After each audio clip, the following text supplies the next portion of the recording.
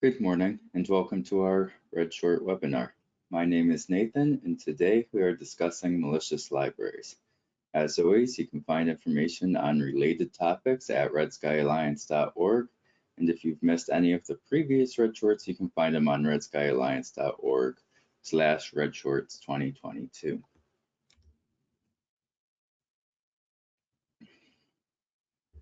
A malicious library or package, referred to differently depending on the language, is a repo or package that has been tainted by a malicious actor to spread malware. Commonly, they target language package managers such as PyPy, Node Package Manager, Packagist, and others. Most attacks preserve the functionality of the original library, making them harder to detect. There are a few differing methods of attack that threat actors employ. For instance, typo squatting is an attack method where a malicious actor will create a library with a name similar to an existing popular package so that developers may download the malicious package instead. Other actors may impersonate a popular repository, examples being Discord Lo-Fi and Discord Selfbot.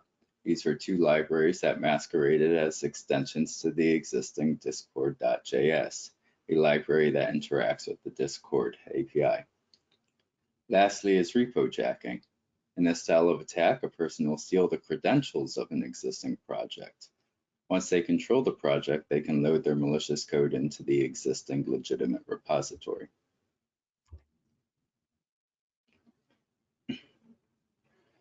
Regardless of the style of attack, the general attack will have the same strategies. When the repository is downloaded and imported to be used in an application, it will run a script to determine the operating system of the device, whether that be Windows, Linux, or Mac OS. Then the script will connect to a remote CNC server. From there, it will download additional malware.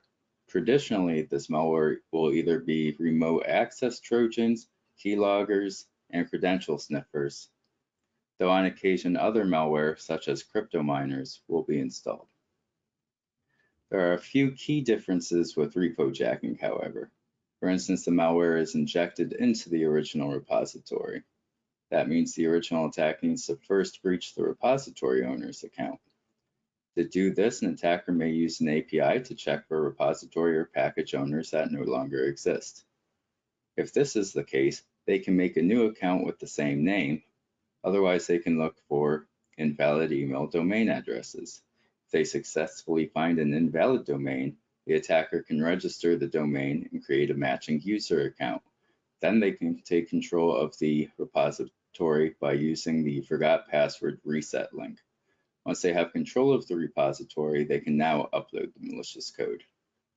Repo jacking enables malware to spread more easily to already established projects, where typo squatting impersonation attacks are often limited to new or expanding projects.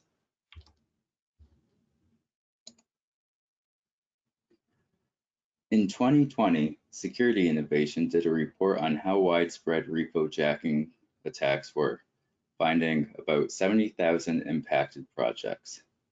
They did this by first collecting information for each GitHub repo referenced as a dependency.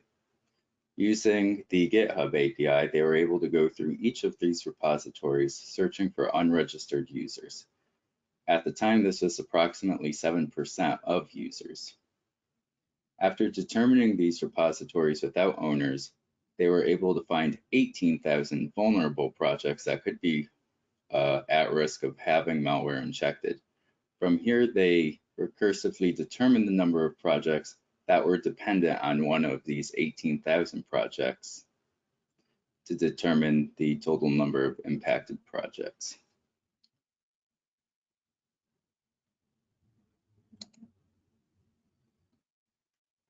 There are a few ways to protect your projects from being impacted by these types of attacks. Be wary. When importing a new library, investigate. Be skeptical of new updates to libraries that hadn't been updated for years, or libraries without accurate web page links or descriptions. Inspect any imported libraries. You can investigate new libraries using automated tools to ensure they don't act maliciously. Don't link directly to GitHub repos. On GitHub, users are allowed to change their names, allowing for malicious actors to come in later and use a previously existing name.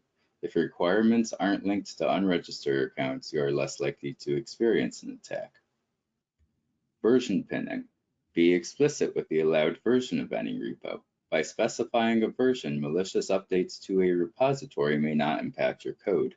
Additionally, you can check the hash of a version so that updates to that version are also detected. Lastly, there's vendoring. You can download the dependencies and include them directly into your project. This prevents updates from affecting your code base without forcing you to first look at them.